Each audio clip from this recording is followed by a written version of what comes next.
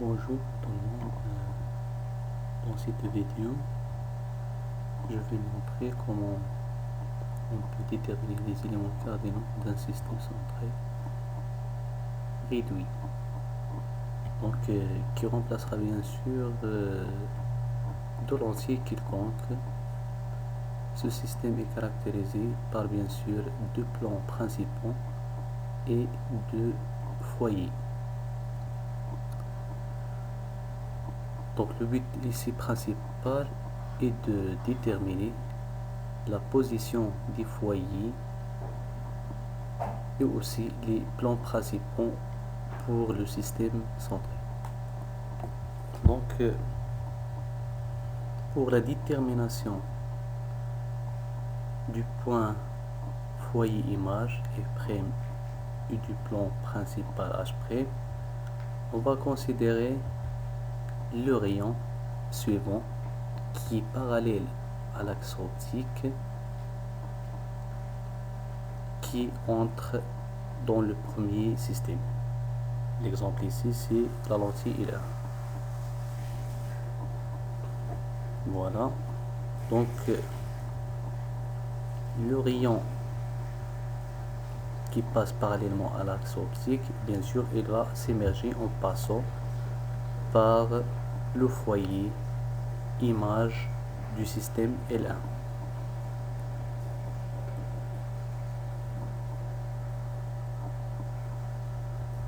En se basant sur les propriétés du plan focal objet pour la lentille L2, c'est-à-dire le deuxième système,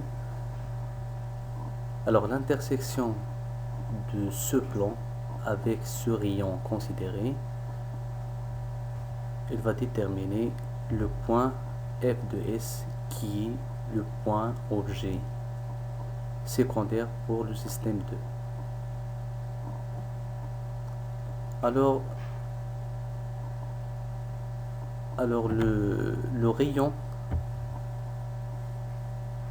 qui émerge de ce point parallèlement à l'axe optique, elle va bien sûr s'émerger du lentille L2 en passant par le point foyer image F'2. Donc ce rayon émergent, il va nous permettre de déterminer l'émergence de notre rayon considéré, donc qui va passer parallèlement à ce rayon qui passe par F'2.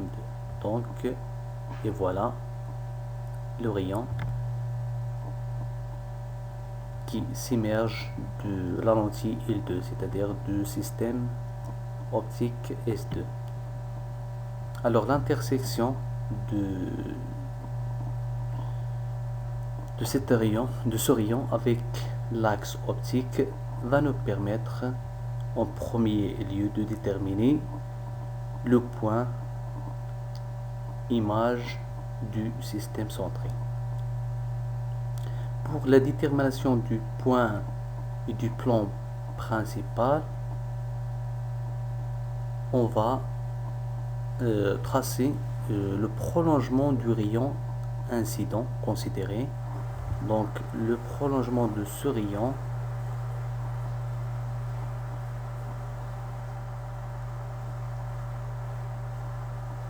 va nous permettre de déterminer le point concorde avec le rayon émergent de ce rayon incident considéré. L'intersection de ces deux, du prolongement et du rayon émergent va nous permettre de déterminer le point principal H' ainsi que le plan principal H'. Donc voilà la détermination de F' et H'. Pour la détermination de F et H, on va considérer inversement le rayon qui s'émerge du système parallèlement à l'axe optique. Bien sûr, ce rayon qui passe parallèlement ou bien qui s'immerge parallèlement à l'axe optique, bien sûr, précédemment, il est passé par le point foyer objet du système S2. Dans notre cas, bien sûr, ici c'est la lentille L2. Alors, pour déterminer le rayon incident qui nous a donné ce rayon émergent du système L1, on va considérer le plan focal image du système S1. L'intersection de ce plan avec ce rayon considéré va nous permettre de déterminer le point image secondaire du système S1. Le rayon, bien sûr, parallèle qui s'immerge parallèlement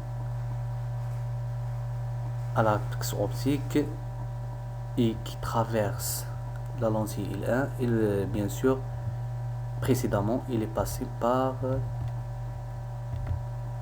le point foyer objet F1 du système L1. Alors que l'incident du rayon considéré, le rayon bien sûr en bleu, l'incident de ce rayon, et bien sûr il sera parallèlement à ce rayon qui passe par F1, donc qui est tracé comme suit. Donc l'intersection de ce rayon avec l'axe optique, il va nous permettre ici de déterminer le foyer F du système centré. Le prolongement de ce rayon considéré va nous permettre de déterminer le point concorde entre le rayon émergent et le rayon incident. Le point concorde va nous permettre de déterminer le point principal H ainsi que le plan principal H. Et voilà.